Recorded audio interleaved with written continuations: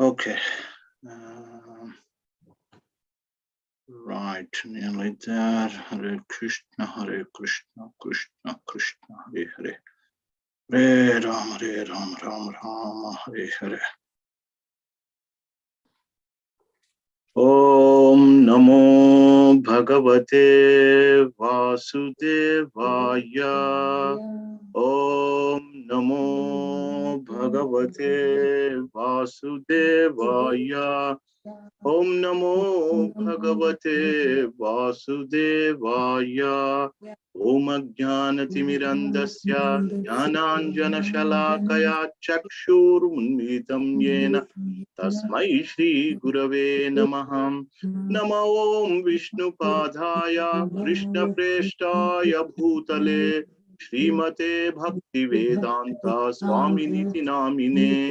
Namaste Saraswati Deve Gauravani Pracharine Nirvishesha Shunyavadi Prachatya Deshatarine. Jai Shri Krishna Chaitanya Prabhu Nityananda Shri Advaita Gadadhara Shivasadi Gaura Bhakta Vrinda. Hare Krishna, Krishna Krishna, Hare Hare, Hare Rama, Rama Rama, Hare Hare.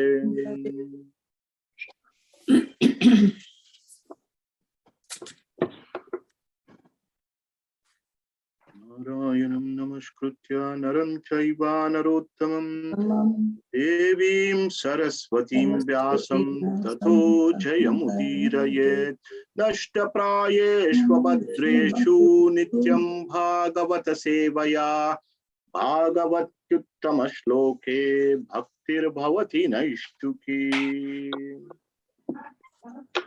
Hare Krishna. Welcome everyone. Today we will be reading and discussing chapter 3 of 4th canto, entitled Talks Between Lord Shiva and Sati Devi. Okay, so I'll request Prema Bhakti Prabhu, can you read the first 4 verses? Yes, Prabhu. Okay. Chapter 3 talks to, sorry, can you hear me? Yeah. Yeah. Chapter 3 talks between Lord Shiva and Sati. Text 1. Maitreya continued. In this manner, the tension between the father-in-law and son-in-law, Daksha, and Lord Shiva continued for a considerably long period. Text 2. When Lord Brahma appointed Daksha the chief of all Prajapatis, the progenitors of population, Daksha became very much puffed up. Text 3. Daksha began a sacrifice named Bhajapiya, and he became excessively confident of his support by Lord Brahma. He then performed another great sacrifice named Brahaspati Saiva. Text 4. While the sacrifice was being performed, many brahmacharis, Brahma Rishis. Brahma Rishis, yeah. Brahma Rishis, great sages, ancestral demigods, and other demigods, their wives all very nicely decorated with ornaments attended from different parts of the universe. Thank you. Thank you. So that's a small section, first 4 verses of this chapter.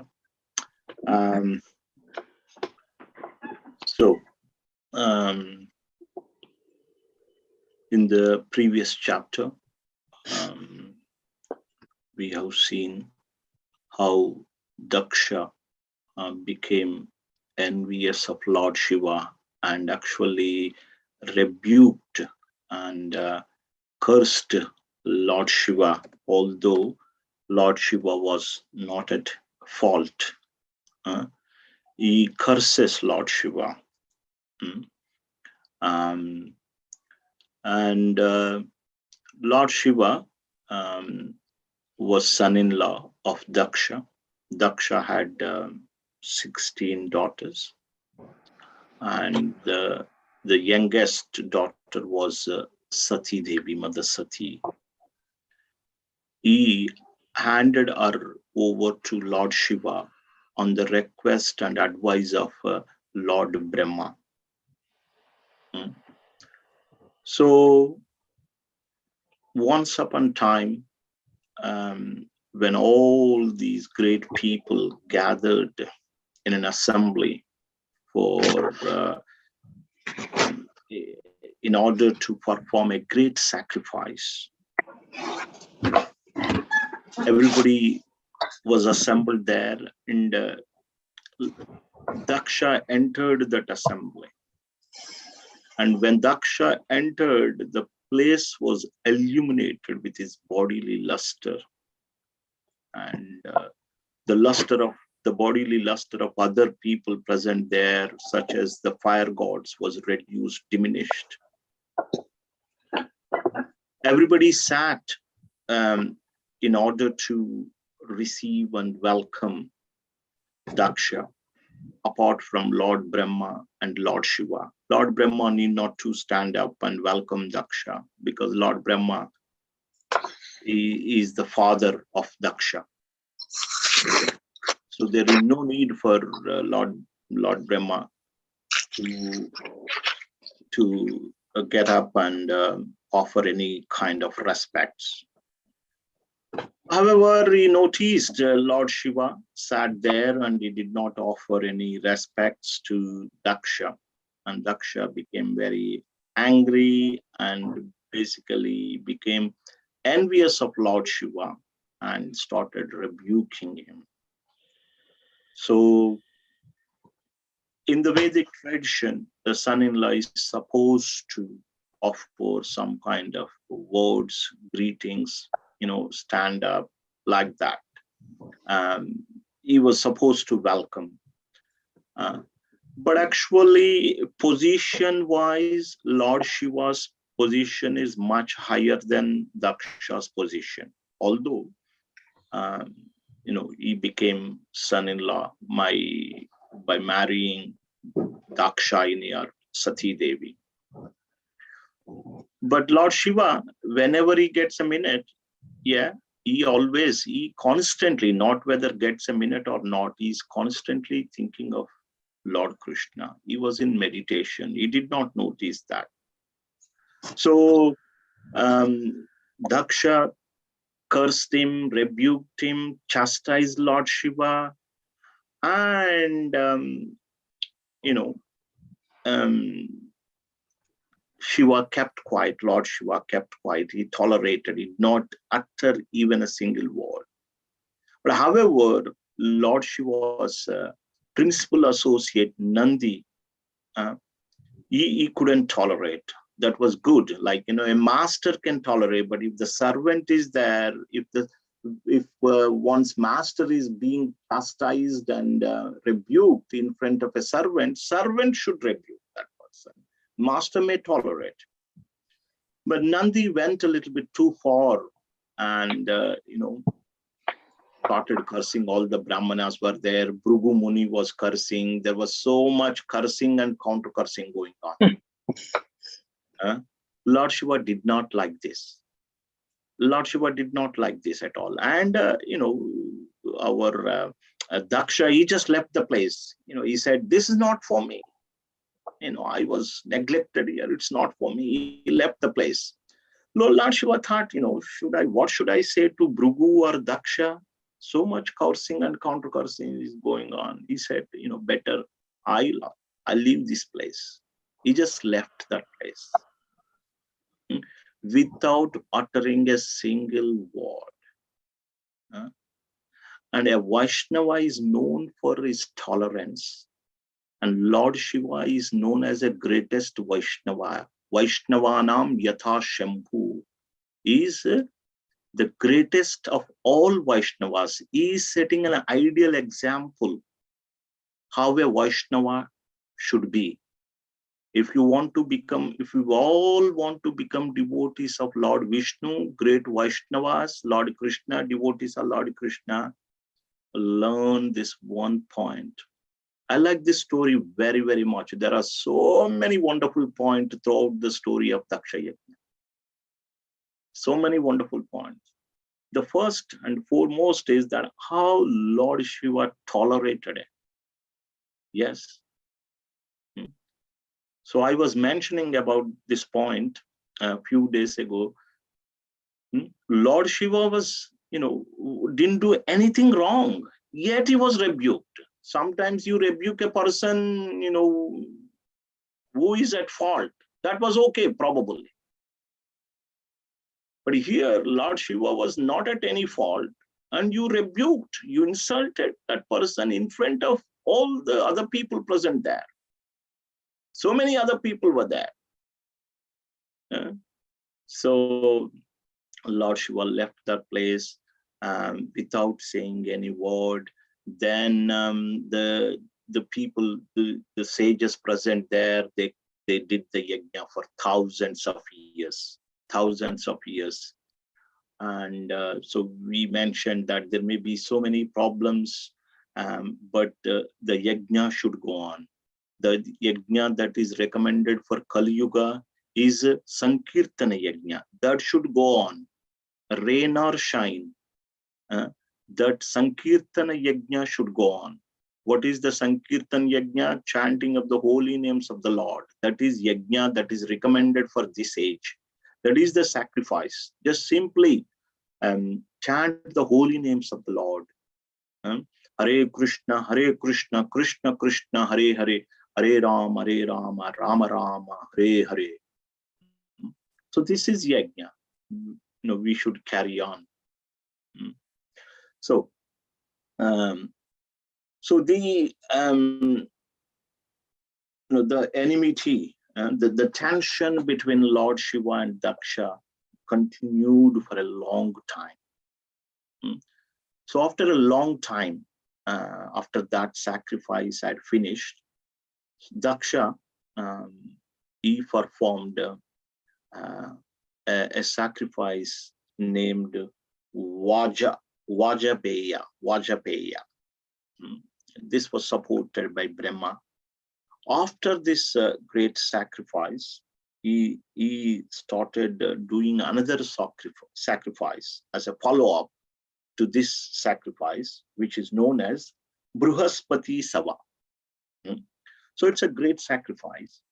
And for that sacrifice, Daksha invited great personalities, all the demigods, various sages from all over the universe to come and attend.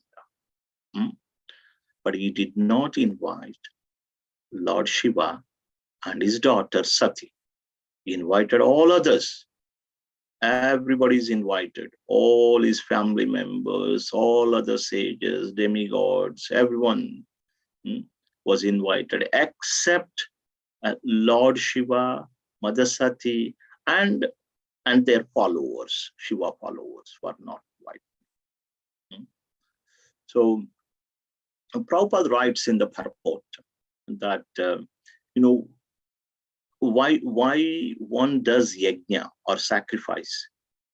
In the 3rd chapter, it is said, Yajnartat karmano anyatra lokoyam karma bandhanaha tadartam karma kaunteya mukta sangha samachara. So yajna is done to satisfy Lord Vishnu. One of the names of Lord Vishnu's incarnation is Yajna. We did this in the 1st chapter of 4th canto. Yajna literally means another name for Lord Vishnu.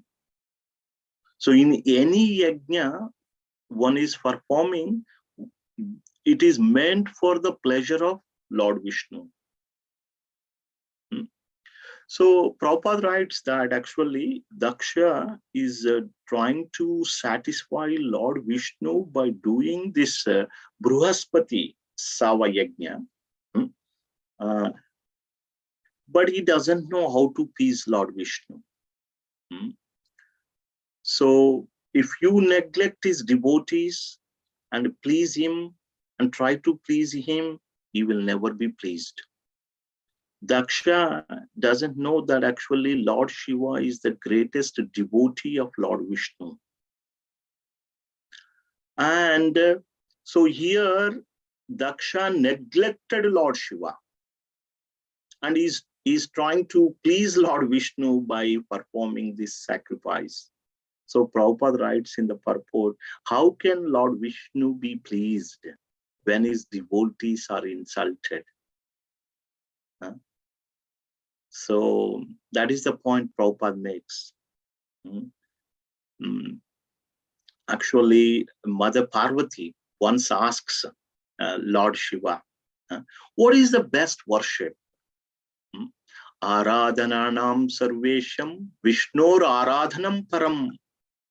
So in answer to Mother Parvati's question, Lord Shiva tells in a different occasion, on a different occasion, that among all kinds of worships, worship of Lord Vishnu is the best, supermost. Aradhananam sarvesham Vishnur aradhanam param. The best worship is worship of Krishna. But he tells, Tasmat parataram devi. However, there is a clause. However, there is something greater than this. What is that? Tadiyanam samarchanam. Worship of things that are related to Krishna is greater than worship of Vishnu. Or worship of Lord Vishnu's devotees is greater than worship of Lord Vishnu himself. So that's why it is said, Lord Vishnu tells in Adi Purana, those who are my devotees are not actually my devotees, but those who are devotees of my devotees are actually my devotees. So worship of pure devotees of Krishna or Vishnu is even greater than worship of Krishna or Vishnu himself. That's why we say, people come to, many people don't know this truth. Many people attend Janmashtami, but on Prabhupada appearance day, not many people attend. We say that Prabhupada is such a pure devotee of Krishna. So we tell that, it is Prabhupada appearance day is more important than Janmashtami. Because Krishna loves when we worship his devotees. So Prabhupada writes in this purport, yes, Daksha is trying to do this great sacrifice to please Lord Vishnu, but he is insulting Lord Shiva by not inviting him. Because in all yajnas, everybody gets a share of oblations. Great personalities like Indra, Chandra, like King Indra, and moon god, the sun god, Lord Shiva, all these principal demigods, they get their share in oblations. So he neglected Lord Shiva. And so how can Lord Vishnu be pleased with Daksha? That is the question Prabhupada is asking in the purport. Okay, let's move on to the next section from 5 to 14. Let me see. We see here. Okay, Manjula Mataji, would you be able to read? Yes, Prabhu, I can.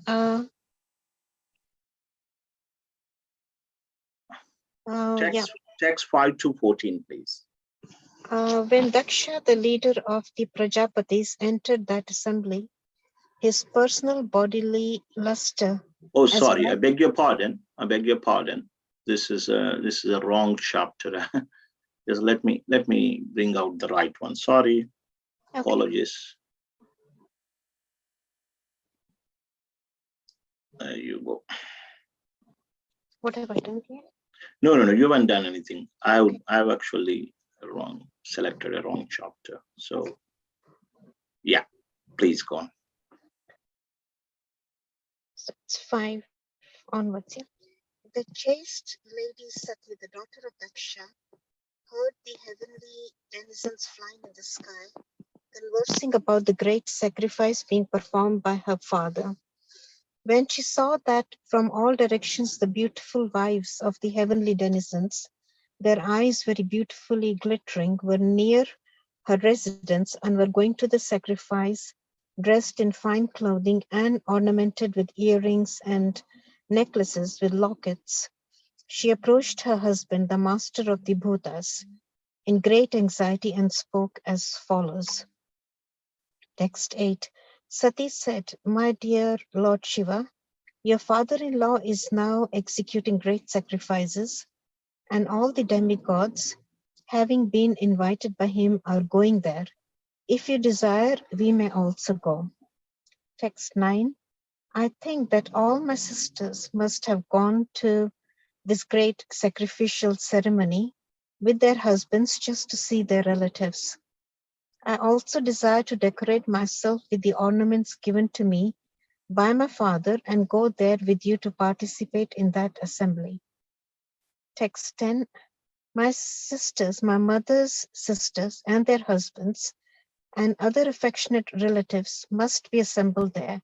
So if I go, I shall be able to see them, and I shall be able to see the flapping flags and the performance of the sacrifice by the great sages. For these reasons, my dear husband, I am very much anxious to go. This manifested cosmos is a wonderful creation of the interaction of the three material modes, or the external energy of the Supreme Lord. This truth is fully known to you, yet I am but a poor woman, and as you know, I am not conversant with the truth. Therefore, I wish to see my birthplace once more. Text 12. O never born, O blue-throated one, not only my relatives, but also other women dressed in nice clothes and decorated with ornaments are going there with their husbands and friends. Just see how their flocks of white airplanes have made the entire sky very beautiful. Text 13. Should I continue? Yeah, till 14. Oh, best of the demigods, how can the body of a daughter remain undisturbed when she hears that some festive event is taking place in her father's house? Even though you may be considering that I have not been invited, there is no harm if one goes to the house of one's friend, husband, spiritual master, or father without invitation. Text 14. O immortal Shiva, please be kind towards me and fulfill my desire. You have accepted me as half of your body. Therefore, please show kindness towards me and accept my request. Thank you, Prabhu. Thank you very much. So in this section, Sati tries to convince Lord Shiva to go to the sacrifice, although they were not invited. So from the previous section, the main reason for Daksha, he was a great personality. If you see, he was the son of Lord Brahma, and he was given like in charge of all the patriarchs. He was made head. Lord Brahma appointed Daksha as the chief of all Prajapatis, the progenitors. So because he was given a very high post, he was made chief, chief of all progenitors. He became very much puffed up. And Prabhupada writes in the purport, although he was envious, was inimical towards Lord Shiva, Daksha was appointed to the chief of all Prajapatis. That was the cause of his excessive pride. When a man becomes too proud of his material possessions, he can perform any disastrous act. Therefore, Daksha acted out of false prestige. That is described in this chapter. Yeah. When you become proud, you lose your discriminating power, you lose your intelligence. Intelligence means to discriminate what is right, what is wrong. When we are simply blinded by this pride, then naturally everybody else knows that we are doing wrong except ourselves. Although however great we are, then we can't realize that we are making that mistake. Okay, so that was the reason he became very, very proud, and not only envious of Lord Shiva. Lord Shiva is in the ranking, in the position wise, Lord Shiva is um, uh, in a better position, in a higher position, and that that's why he became envious. On top of that, he was appointed as the chief of all the Prajapatis, so he became proud. So these are the main two reasons that are given. And so Mother Parvati, or Sati Devi, so she puts forward various arguments. She saw all demigods and various sages, and all these wonderful people and heavenly beings, and the ladies decorated very nicely with all the ornaments, and they were flying in aeroplanes to attend this great sacrifice. Mother Sati saw all of them. And she said, it's your father-in-law, father-in-law who is doing this sacrifice. All the demigods are going. My sisters are there, and their husbands are also there. They must have decorated to attend this party. Any ceremony, usually we decorate and go, isn't it? So I would also like to decorate myself to go there. Then I can see my mother, all my sisters, all my family members. But I want to go with you, not on my own. So I want to go with you. And she says that you know the truth that this world is a creation of Lord's Maya. This is creation of Lord's Maya. But I still feel that I must go to this sacrifice, although I'm not invited. And she tells that one can go to one friend's and family's place without being invited. There is no need of invitation required within a family and in a close relatives place. So you are very kind. You drank poison. That's why you have this Nilakanta bluish throat. So you drank poison to for the benefit of to save these demigods. So that means you are very, very kind. So please be kind to me as well. So please, let's go attend this wonderful sacrificial ceremony, so that we can have like good time there. And you have accepted me as half of your body. And these are the number of arguments that Mother Sati puts forward. But she doesn't want to go on her own, but she wanted to go with her husband. So she's saying that there is no harm, like you can go even if they are not invited. It's only my father's place. How can a daughter be undisturbed hearing of a festive event at her father's place? There is no harm in going to the house of a friend, husband, guru, or father without invitation. So these were the arguments that were put forward by Mother Sati. And now see what Lord Shiva says. Let's do the final section. Yeah. So from text 15 to 25, yeah, okay. Amog Prabhu, Hare Krishna, how are you? Hare Krishna. Prabhuji. Welcome, Prabhu, welcome. So congratulations on your on being initiated. So nice to see you. Yeah, please. Would you like to read from text 15 till the end of the chapter? Yeah, sure, Prabhuji. Yeah, I shall read it. Thank you.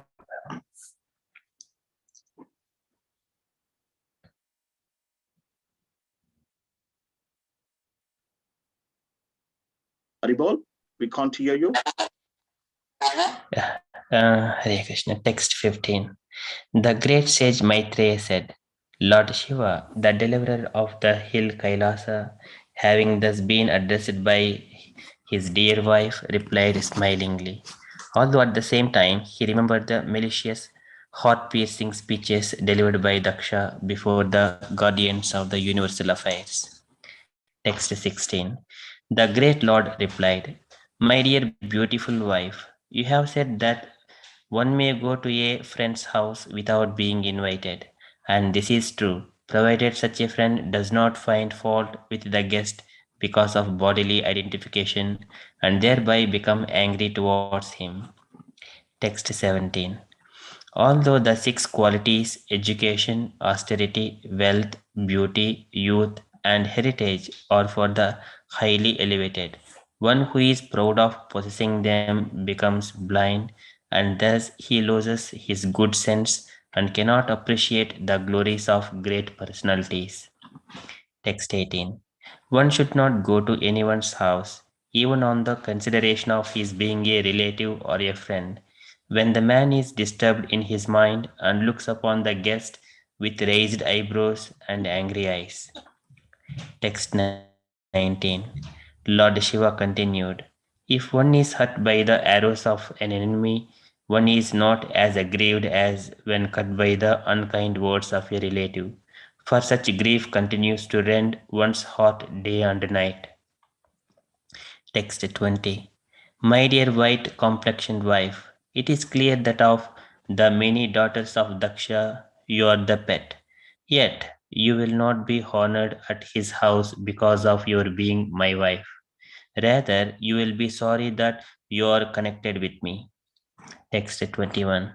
One who is conducted by false ego and thus always distressed both mentally and sensually cannot tolerate the opulence of self realized persons. Being unable to rise to the standard of self realization, he envies such persons as much as demons envy the Supreme Personality of Godhead. Text 22. My dear young wife, certainly friends and relatives offer mutual greetings by standing up, welcoming one another and offering obeisances. But those who are elevated to the transcendental platform, being intelligent, offer such respects to the super soul who is sitting within the body, not to the person who identifies with the body. Text 23. I am always engaged in offering obeisances to Lord Vasudeva in pure Krishna consciousness. Krishna consciousness is always pure consciousness in which the Supreme Personality of Godhead, known as Vasudeva, is revealed without any covering. Text 24. Therefore, you should not see your father, although he is the giver of your body, because he and his followers are envious of me. Because of his envy, O most worshipable one, he has insulted me with cruel words, although I am innocent. Text 25. If, in spite of this instruction, you decide to go neglecting my words, the future will not be good for you. You are most respectable, and when you are insulted by your relative, this insult will immediately be equal to death. Hare Krishna. Hare Krishna, thank you very much, Prabhu. Thank you, Okay, Prabhuji. so upon hearing Mother Sati, Lord Shiva started speaking. So immediately he just when trying to reply to Mother Sati, he remembered the malicious, heart-piercing speech delivered by Daksha. So he remembered that assembly in front of all, all the great people present over there, how Lord Shiva was insulted. He remembered that. Prabhupada writes, actually, Lord Shiva is Atmaram. In the purport, he writes to text 15, his Atmaram is always happy, self-sufficient, is equiposed. The praise and insult will not actually disturb those kind of people. But however, here Lord Shiva got a little bit sorry with the behavior of Daksha. And Prabhupada writes, this is actually transcendental. In the material world, it happens sometimes. Say, for example, Krishna cried when Mother Yashoda chastised him. He had tears, but it is not the material contamination having tears. It is actually spiritual. Sometimes Krishna caused some distress to gopis. That is also spiritual. Prabhupada writes like this. These are all spiritual things. It happens some things sometimes in this material world. And so then Lord Shiva picks up on this point. Yes, Sati Devi, my dear wife, you said, you can go without being invited. But however, if that friend does not find a fault with the guest, then you can go.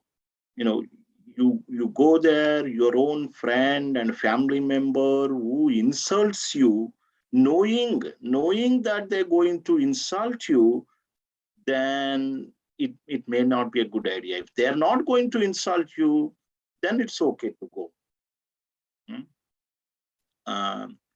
And Mother Parvati say, our acharyas say that, she puts a question that, my father actually is a great person. He will not say anything. You are saying that, he may insult me. And my father is a great person having great qualities. And Lord Shiva says, so these 6 qualities, they are dangerous. If although one may possesses so many great qualities, if these qualities or one becomes proud of those qualities, one becomes blind. What are these 6 qualities? Higher education, very well, educated. This is one opulence. Austere. One may render so much austerity.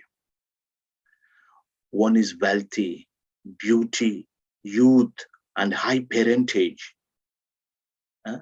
So these opulences, they sometimes, yes, one may possess it. If by possessing it, if one becomes proud of these qualities, say, I'm very wealthy, I'm very beautiful, my body is so nice, I'm looking very youthful, although I'm 50, 55. See my family background, I'm coming from very, high parentage. I'm very highly educated. No one is as good as me. I'm very elevated. I'm the best person. So, and if one becomes proud of these qualities, one loses the intelligence.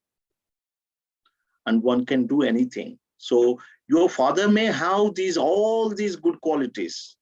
All these 6 qualities, but he's proud. And Prabhupada writes in the purport that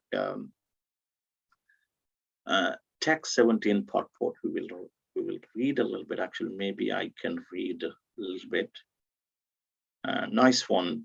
Please pay attention to this couple of points here. Okay. In other words, unless one is Krishna consciousness, all his material possessions are zero.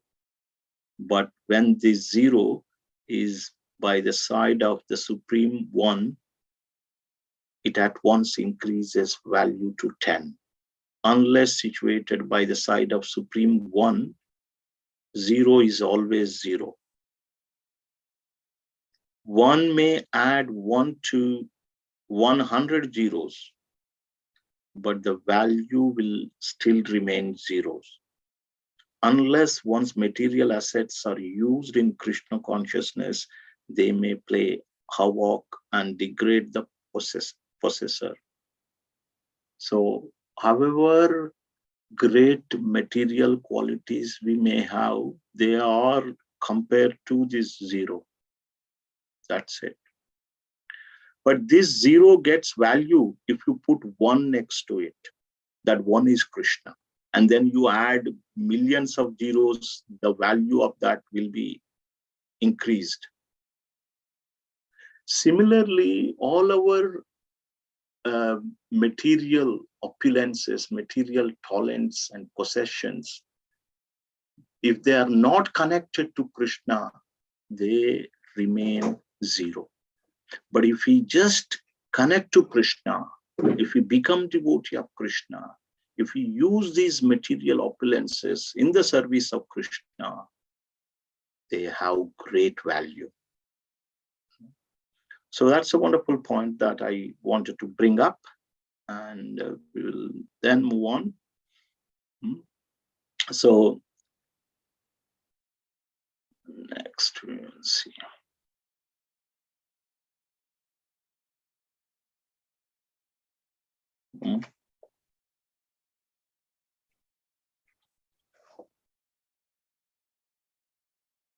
Yeah.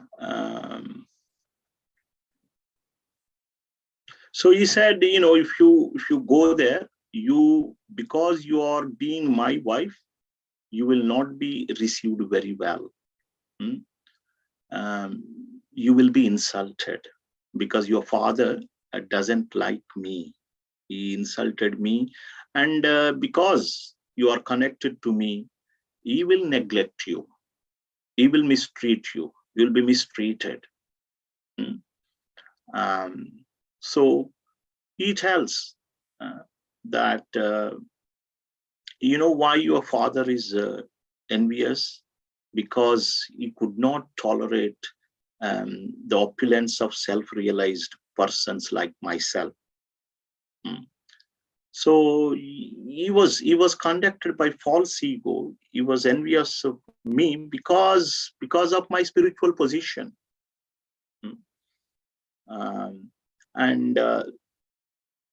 So Prabhupada also writes here, maybe we can read that text 21, what is the root cause of envy? Sometimes, some people look at other people who are being advanced in spirituality, they become envious of that person. That is very dangerous. So Lord Daksha is like that. If one advances, if one is advancing in spirituality, we should be happy. We should feel so happy. We should not become envious of that person. But here, Daksha became envious of Lord Shiva because Lord Shiva is advanced, is very much advanced in his devotion. Maybe we can read a little purport of this and take a couple of lessons, wonderful lessons. Anupama Radhika Mataji, would you like to read the purport? Yes, thank you, Prabhuji. The real reason for the enmity between Lord Shiva and Daksha is explained here. Daksha was envious of Lord Shiva because of Shiva's high position as an incarnation of a quality of the Supreme Personality of Godhead. And because Shiva was directly in contact with the super soul and was therefore honored and given a better sitting place than he. There were many other reasons also. Daksha, being materially puffed up, could not tolerate the high position of Lord Shiva. So his anger at Lord Shiva's not standing up in his presence was only the final manifestation of his envy. Lord Shiva is always in meditation and always perceives the super soul, as expressed here by the words Purusha Buddhi Sakshina, the position of one whose intelligence is always absorbed in meditation upon the Supreme Personality of Godhead, is very great and cannot be imitated by anyone, especially an ordinary person. When Daksha entered the arena of Yajna, Lord Shiva was in meditation and might not have seen Daksha enter. But Daksha took the opportunity to curse him because Daksha had maintained an envious attitude towards Lord Shiva for a long time.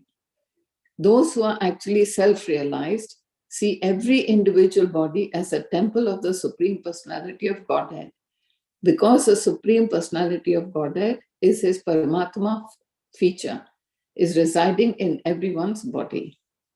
Thank you. So here it is clearly mentioned, how Daksha became envious of Lord Shiva. And, Mother Parvati says in these discussions that, when my father entered that arena, maybe you should have stood up and maybe you should have offered obeisances. So in answer to that, Lord Shiva tells, I offer obeisances to everyone. When we offer obeisances to someone, whom are we offering obeisances? We are offering obeisances to the super soul present in his body, not to the body. Okay? When I offer obeisances to you, yes, I actually offering obeisances to super soul, who is not different from Krishna. Sarvasya chaham rudisannivishto matta smritirjnanam apovanam cha. I am seated in everyone's heart as the super soul. So when we are offering obeisances, we are offering obeisance to the super soul. I didn't have a problem. I don't have a problem offering obeisance to your father, not at all a problem. But I was in deep meditation. I was meditating on Vishnu. I did not see. Your father, out of ignorance, is thinking that if someone offers obeisances, he is thinking that obeisances are offered to his body. Obeisances are not offered to the body. Obeisances are offered to the super soul. So that's why whenever we get an opportunity, when we see other devotee, a Vaishnava, we should offer obeisances. Don't think that you are offering obeisances to the body. And Lord Shiva, then he tells a wonderful point. Next.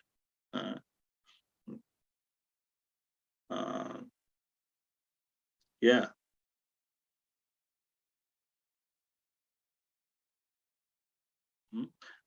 That's what Lord Shiva tells, and Prabhupada writes in the purport that sometimes a disciple offer obeisances to, disciple anyway offer obeisances to the spiritual master. But sometimes spiritual master also offer obeisances in return to his disciple. Why? Because he's not offering obeisances to the body. Yes.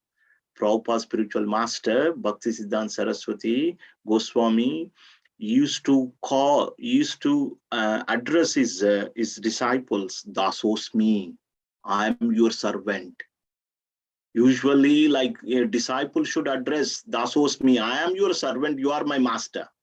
But Bhaktisiddhanta Saraswati was, opposite completely in a different way.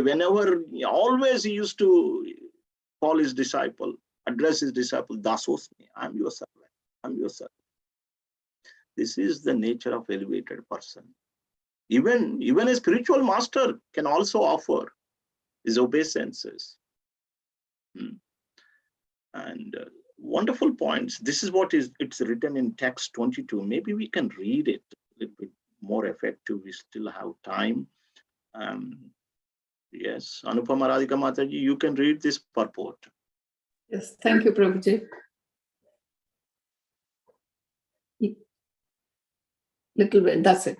It may be argued that since Daksha was the father-in-law of Lord Shiva, it was certainly the duty of Lord Shiva to offer him respect. In answer to that argument, it is explained here that when a learned person stands up or offers obeisances in welcome, he offers respect to the super soul who is sitting within everyone's heart. Among Vaishnavas, therefore, it is seen that even when a disciple offers obeisances to his spiritual master, the spiritual master immediately returns the obeisances because they are mutually offered not to the body, but to the super soul. Therefore, the spiritual master also offers respect to the super soul situated in the body of the disciple. The Lord says in Srimad Bhagavatam that offering respect to his devotees is more valuable than offering respect to him. Devotees do not identify with the body. So offering respect to a Vaishnava means offering respect to Vishnu. It is stated also that, as a matter of etiquette, as soon as one sees a Vaishnava, one must immediately offer him respect, indicating the super soul sitting within. A Vaishnava sees the body as a temple of Vishnu. Since Lord Shiva had already offered respect to the super soul in Krishna consciousness, offering respect to Daksha, who identified with his body, was already performed. There was no need to offer respect to his body, for that is not directed by any Vedic injunction. Thank you, Prabhuji. A beautiful purport, huh? Very beautiful. Beautiful point, Prabhuji. Yes, very, very nice point.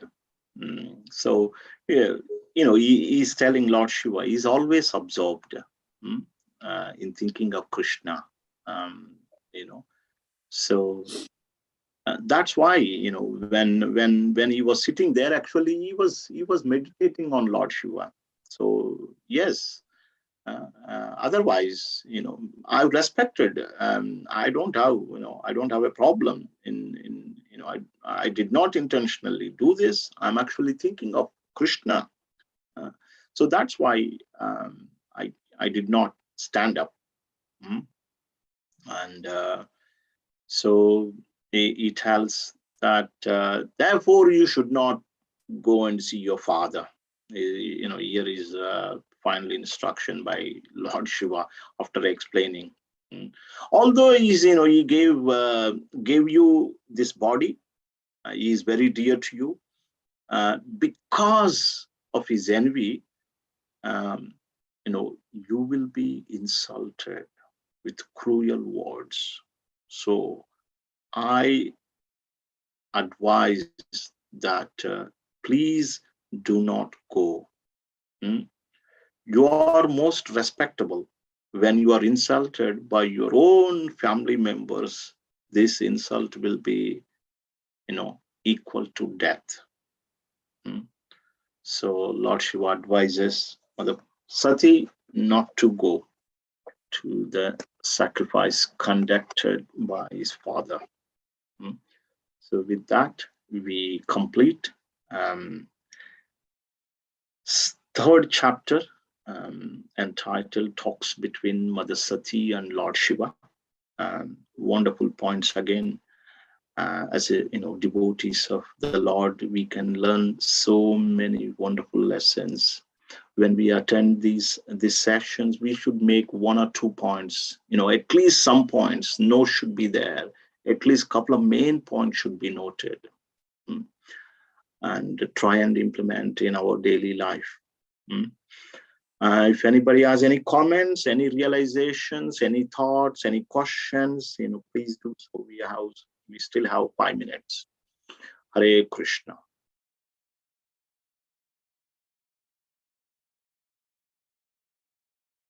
Any realizations, any thoughts?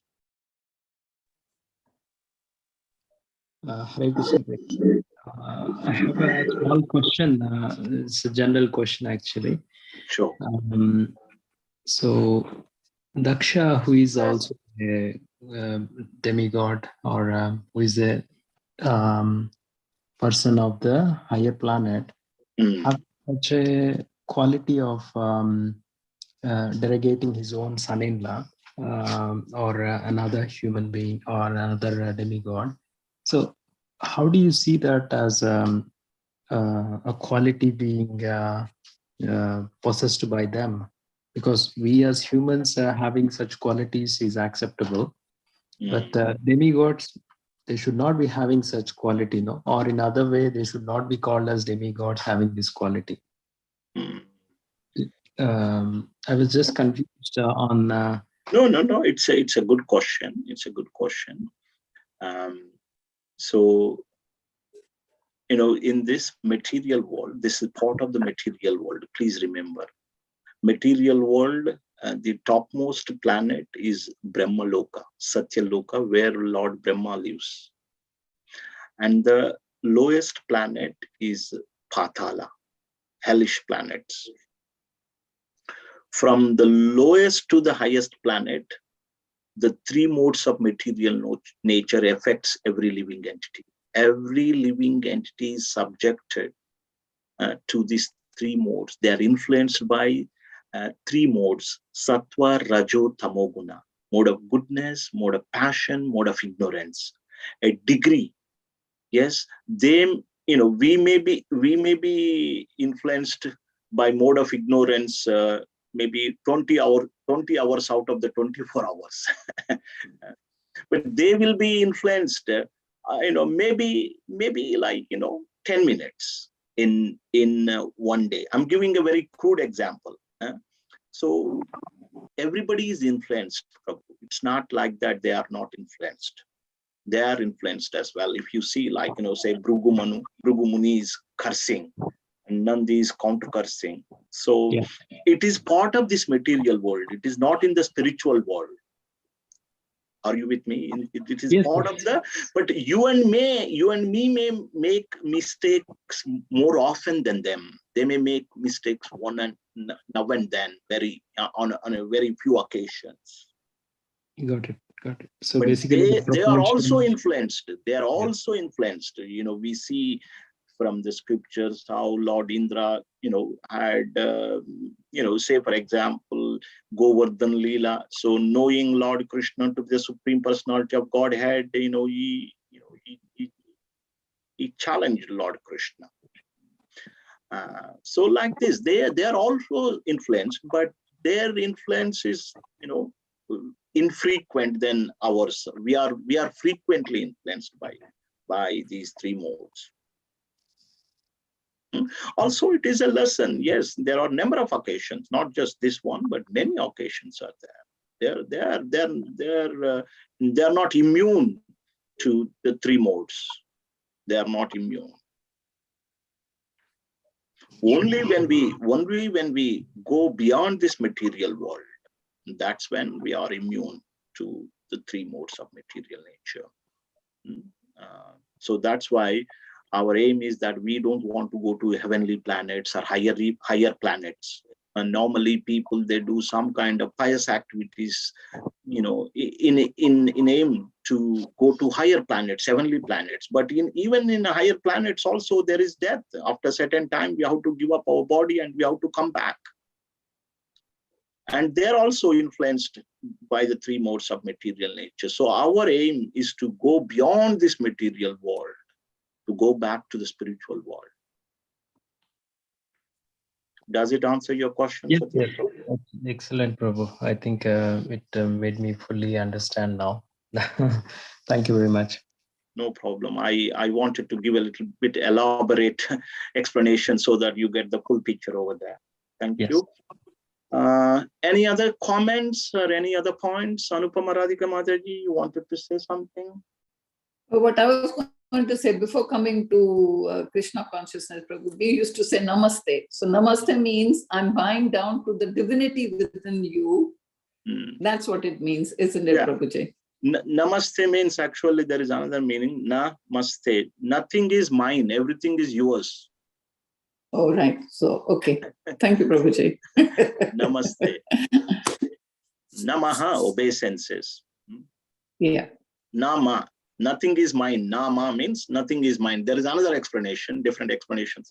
So everything is yours means whose? Lord Vishnu's. Everything is Lord Vishnu. Yeah. So nothing is mine. Everything is yours. Namaste. Okay, so thank you everyone. Good to see so many devotees here on this call. And if Krishna willing, hope to see you all next week. Hare Krishna, Srila Prabhupada ki jai, Granth Srimad Bhagavatam ki jai, Nitai Gaura Premanandi, Hari Hari. Hari Bol. Thank you, Prabhuji. Hare Krishna, Hare Thank you, Krishna. Hare Krishna. Thank you, Prabhuji. Hare